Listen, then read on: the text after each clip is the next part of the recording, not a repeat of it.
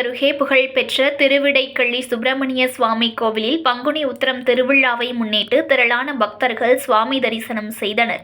மயிலாடுதுறை மாவட்டம் தரங்கம்பாடி அருகே திருவிடைக்கள்ளி கிராமத்தில் புகழ்பெற்ற சுப்பிரமணிய சுவாமி கோவில் அமைந்துள்ளது. முசுகுந்த சக்கரவர்த்தியால் ஏற்படுத்தப்பட்ட இந்த கோவில் சூரபத்மனின் இரண்டாவது மகன் ஹிரண்யாசுரனை கொன்ற பாவம் நீங்க குரா மரத்தடியில் முருகப்பெருமான் சிவபூஜை செய்து பாவ விமோசனம் பெற்ற இடம் என்று தலப்புராணம் கூறுகின்றது. பண்டைய தமிழ் நூல்களில் குராவடி என்ற பெயரில் வழங்கப்படும் இந்த கோவில் முருகனுக்கு உரிய பாவம் கழிந்ததால் திருவிடைக்கள்ளி என்று அழைக்கப்படுகிறது.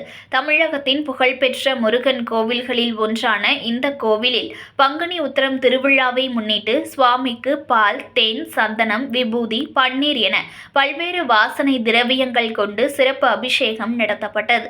இதனைத் தொடர்ந்து மலர்களால் அலங்காரம் செய்து வைக்கப்பட்டு மகா தீபாராதனை காண்பிக்கப்பட்டது. இதில் 2 சிறுமிகள் முருகன் பாடல்களை பக்தி பரவசத்துடன் பாடி வணங்கினர். இதில் மயிலாடுதுறை, சுவாமிமலை, சிக்கல், சிதம்பரம் உள்ளிட்ட பல்வேறு பகுதிகளில் இருந்து ஆயிரக்கணக்கான பக்தர்கள் பாத யாத்திரையாக வந்தும் நீண்ட வரிசையில் நின்று சுவாமி தரிசனம் செய்து வழிபட்டனர். தொடர்ந்து பக்தர்களுக்கு அன்னதானம் வழங்கப்பட்டது.